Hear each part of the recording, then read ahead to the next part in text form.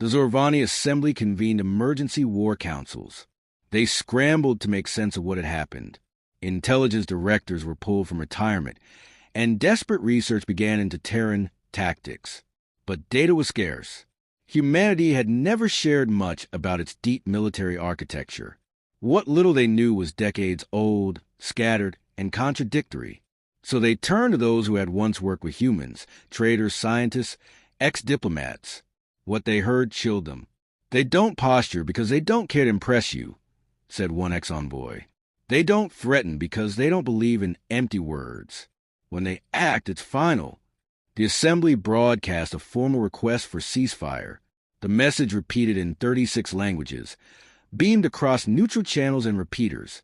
It received no response, not even a bounce back. Meanwhile, Terran Black Ops units, covert orbital insertion teams, whose existence had only ever been theorized, move across space like phantoms. Their missions had no official names. They destroyed fuel depots, sabotaged communications arrays, vaporized sensor nets. Entire supply chains vanished, choked off in the dark. No announcement, no warning, no survivors. A Zorvani listening post near the edge of the Sur axis recorded an anomaly. A human cruiser appeared on passive sensors, drifted silently past the station, then simply disappeared. Minutes later, the station's core overheated in a perfectly synchronized cascade of microfailure. It never sent a distress call. Across the galaxy, civilizations began to take notice, not of war fleets or declarations, but of voids, of blank spaces on the map, where life had once been, where Terran silence now echoed. A counselor from the Sirax Dominion, unaffiliated but long allied with the Assembly, addressed their leadership with a stark warning. "You have awakened something you do not understand. You see humans as slow to act. That is not patience. It is restraint. And now that restraint is gone." On the 30th day after the Tau 9 massacre, the first human fleet openly appeared. It entered the Jalari corridor through a blind hyperspace vector, emerging from a region the Assembly believed to be a stellar dead zone. No transit beacons warned of the approach. No gravitational distortions indicated a jump. The Terran ships were simply there, 300 vessels. No flags, no call signs. All black, all quiet. Assembly scouts scrambled to intercept. Their transmissions bounced off Terran hulls, unanswered. The fleet moved in perfect formation toward an industrial colony on Jalari 4, a logistics node for the Zorvani war machine. Orbital defense satellites armed themselves. Anti-ship guns warmed up. Fighters launched. None of it mattered. The Terran fleet opened fire once. One coordinated volley, synchronously timed. Every single defense satellite fighter and facility shield emitter was obliterated within 10 seconds. The precision was obscene. No waste, no overkill, no strays. Then the human ships held position, not moving to occupy, not landing troops, not demanding surrender. They simply erased the infrastructure, left the colony's civilian habitats untouched, and vanished back into deep space. This wasn't conquest. This was warning. The Assembly military, humiliated, attempted a retaliatory strike on a human science base near Alteris. 2 strike groups jumped in. The system was empty. As they prepared to leave, their engines failed. One by one, their power systems collapsed. A low-frequency broadcast began pulsing across every frequency. "You do not understand deterrence. You only understand punishment." Then the system ignited. A Terran self-contained fusion mine detonated in the Alteris sun, triggering a chain reaction that temporarily expanded the star's corona. The strike groups were incinerated.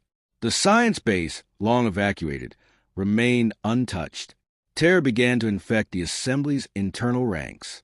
Officers resigned. Colonial governors went silent. Rumors spread faster than facts. Of a human AI that had gone rogue, of a council of ancient Terran warlords who had been waiting for this moment. None of it was true. The truth was worse. Humanity had prepared for this not out of paranoia, but because history demanded it. Every Terran war, from the dawn of the atomic age to the silence of their last interstellar conflict, had ended the same way, with overwhelming force delivered only after provocation reached its threshold. But once it did, The humans did not stop. A Zorvani ambassador, desperate to prevent extinction, defected to the Talari Compact. She gave an account that would become infamous. We thought they were like us. Political, strategic, measured, but they aren't. They're surgical. Cold. When they come, it's not for conquest. It's to end what you began. The last attempt at negotiation came from the Assembly's emergency chair, a counselor who had never supported the attacks. She sent a final encrypted plea. We were wrong. We see that now. Help us prevent annihilation. The message was received, logged, and ignored, because by then, Earth had already made its decision. In the outskirts of the Varnese cluster, Assembly bastions fell in silence. No plasma fire, no fleet duels, just sudden loss of control, cascading infrastructure collapse, and darkened systems. Some believed the Terrans had developed entropy weapons, devices that didn't destroy, but made entire planets inert. The truth was far more human. Human special forces had infiltrated the AI governance cores of these systems months earlier, when no one thought Earth was watching. They'd simply waited for the black signal. And now, their final commands executed themselves flawlessly. Planet surrendered, but no one was left to accept. As the 60th day since Tau 9 arrived, Earth broadcast a single message on open channel in Galactic Common, without encryption. It was not a boast, not a claim of victory, just a statement. Humans don't start wars. They end them, brutally. And then, silence once more. In the ruined chambers of the Zorvani Assembly, where once proud civilizations debated the fates of billions, only a handful remained. The rest were gone, disbanded, defected, or dead. No vote was held. No treaty signed.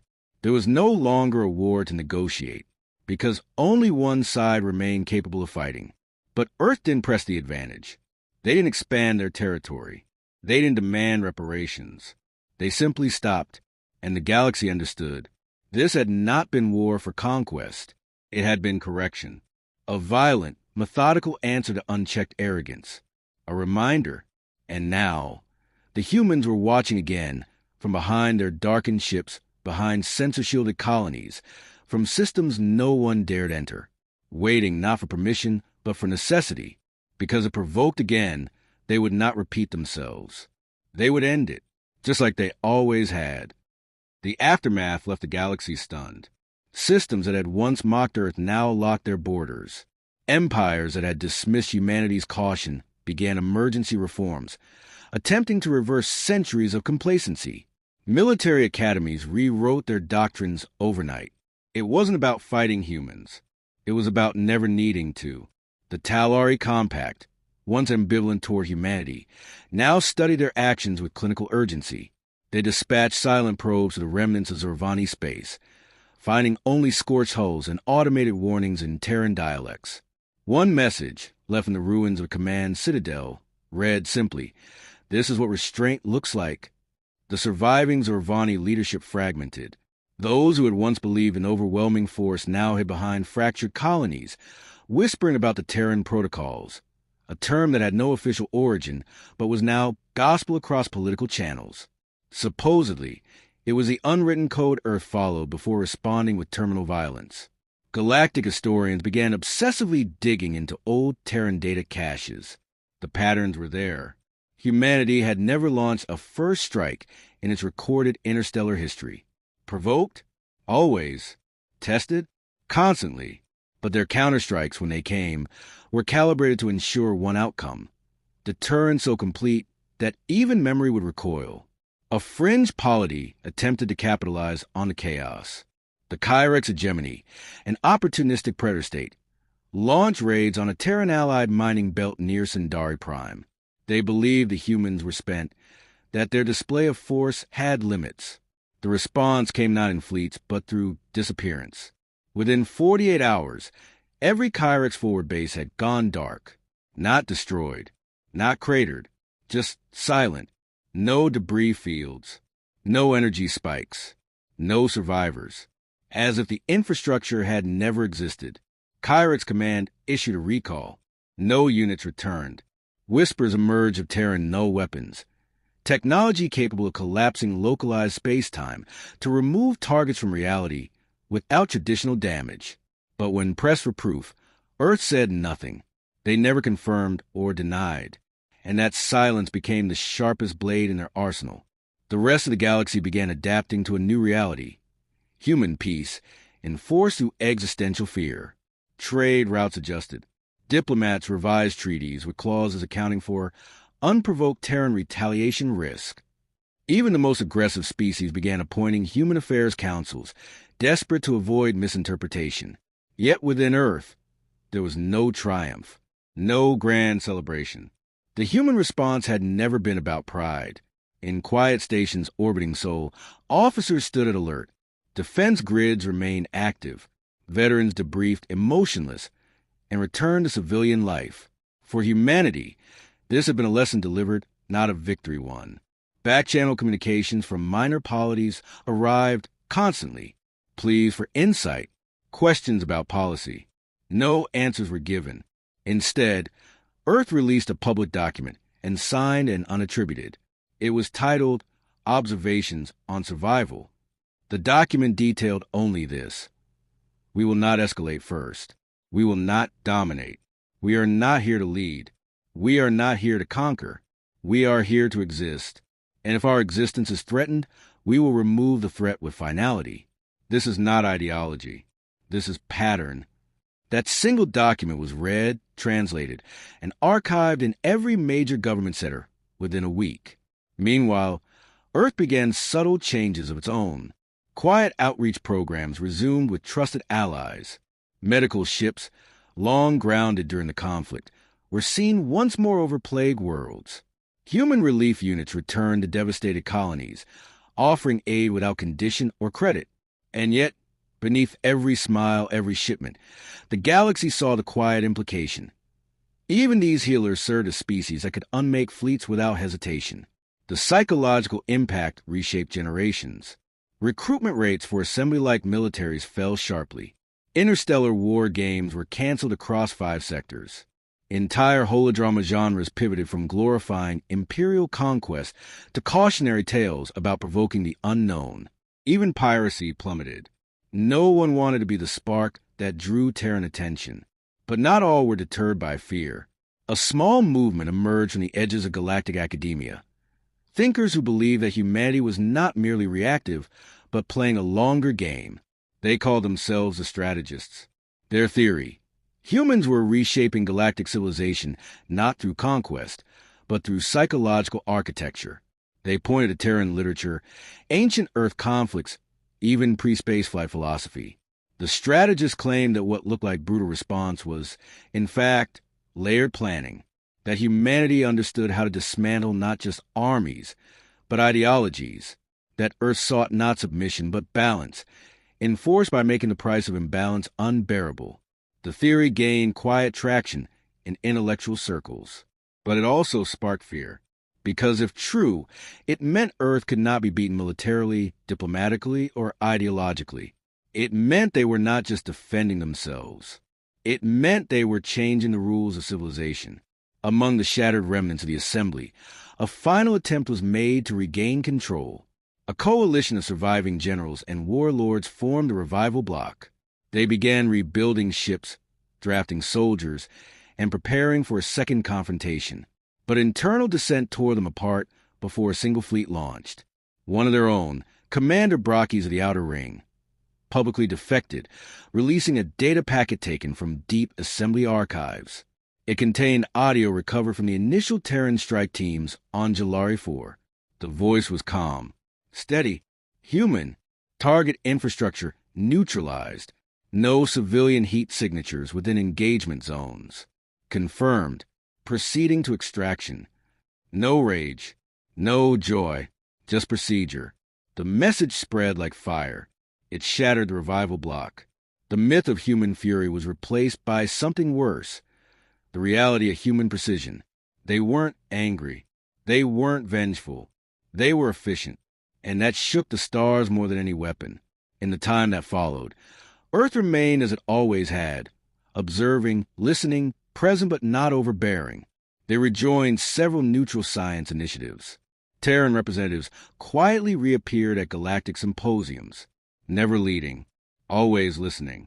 And when asked finally by the archivist of Tel Varn to explain what truly motivated them, the Terran diplomat gave the only answer the galaxy would ever need.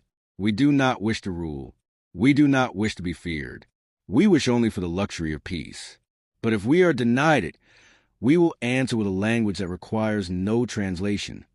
That answer was recorded, etched into crystal archives, burned into asteroids near systems known for aggression. It became the first law of post-assembly space. Do not provoke the Terrans, because when they act, it is never to begin a war. It is to ensure no one else ever starts one again. The silence was deceptive. In the years following the Assembly's collapse and the terror of the Terran counterstrike, a new calm spread across the stars. Trade rebounded. Minor disputes simmered instead of erupting.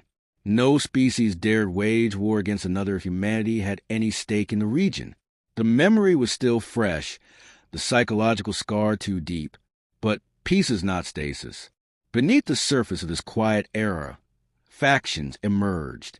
Some studied humans obsessively, hoping to mimic their discipline and technological leaps.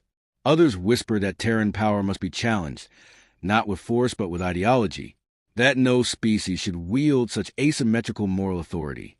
On the edges of known space, a new coalition slowly took shape. Calling themselves a harmonium, they framed themselves as philosophers, peacekeepers, and thinkers. But their core belief was simple. The galaxy could not afford to live in the shadow of one species' wrath. Their public voice was moderate. Their private councils were not. The harmonium did not plan an invasion. They planned a containment. It began with subtle economic pressure, trade redirection, bottlenecking resources vital to Terran outposts. Then came the diplomatic exclusions.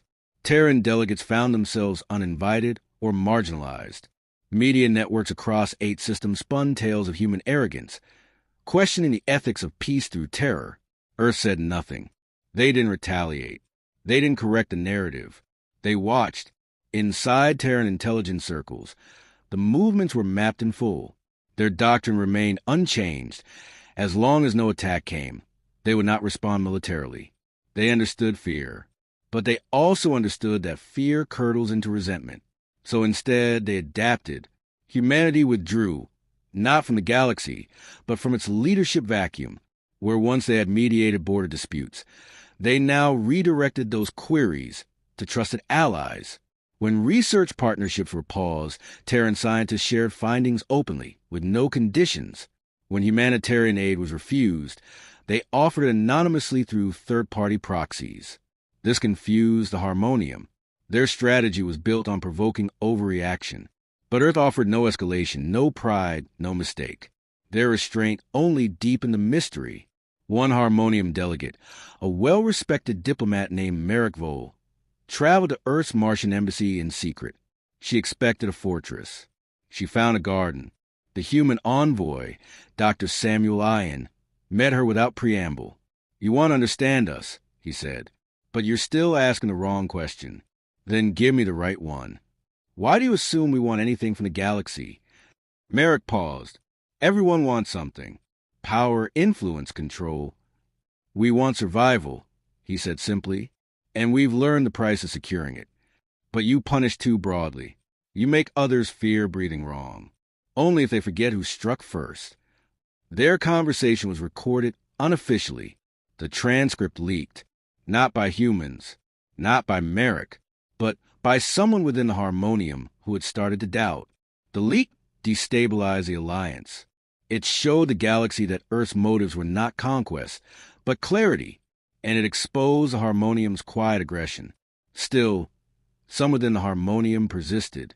They launched a covert op, an AI virus engineered to infiltrate Terran communication networks, simulate attacks, and provoke global Terran responses against innocent systems. It succeeded for 12 minutes. At the 13-minute mark, the virus self-erased, not because Earth discovered it, because it never reached them. The virus had been intercepted by a Terran-developed decentralized AI system, Project Minerva, that monitored all data for potential threats without ever centralizing control. A system built not to strike, but to warn. Earth made no announcements.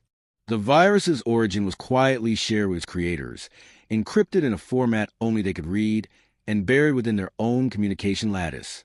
The message inside was only 2 lines. We saw this. We chose not to act. Choose your next move with clarity. The Harmonium fractured completely. Many of its members resigned, citing not fear, but shame. They had hoped to outmaneuver what they thought was a blunt instrument. Instead, they found themselves playing chess against a species that refused to move pieces unless forced to. In the void left by the Harmonium's collapse, a new movement began. The Accord of Clarity. It wasn't Terran-led. In fact, Earth refused formal involvement, but its guiding principles, restraint, balance, survival through deterrence, were based on a Terran example. The Accord united dozens of species, each pledging non-aggression, crisis de-escalation, and shared oversight of defensive technologies. Earth supported quietly, offering resources but declining leadership. The galaxy was watching a paradox unfold, a species with the power to dominate choosing, again and again, not to. It reshaped how sentience thought about power itself. The greatest force in the stars didn't need to lead. Its existence was enough. Young civilizations were raised on stories of the Assembly Wars, not as tales of Terran brutality, but of consequence. I wanted to be unprepared again. A young human strategist once asked their mentor, "Why do we keep running these worst-case scenarios? We've already shown what we can do." The mentor replied without looking up, "Because one day, someone will forget, and we need to be ready for the reminder." Decades passed. A new generation rose, one not born of war, but shaped by its long shadow. They explored, they studied, they reached beyond the old boundaries, not because Earth told them to, but because the fear that once paralyzed the stars had given way to a deeper respect. It was not Terran dominance that stabilized the galaxy. It was Terran patience. Eventually, a collective of neutral worlds nominated Earth for the Galactic Stewardship Circle, a ceremonial title once reserved for empires at their height. Earth declined. Instead, they suggested rotating the title among lesser-known worlds, those often ignored by history. The message was clear. Earth didn't want recognition. They wanted continuity. And in that refusal, they cemented their legacy. Because while other civilizations sought glory, conquest, or revenge, humanity had chosen something harder: to end wars before they began. And if pushed, only if pushed to end them with finality. So when new species emerged from isolation, discovering the stars for the first time, they asked the old question, who keeps the peace? The answer, whispered from orbit to orbit, was always the same. The humans don't start wars. And then, more quietly, they end them. With no celebration, no glee, no hesitation, just precision, and a promise.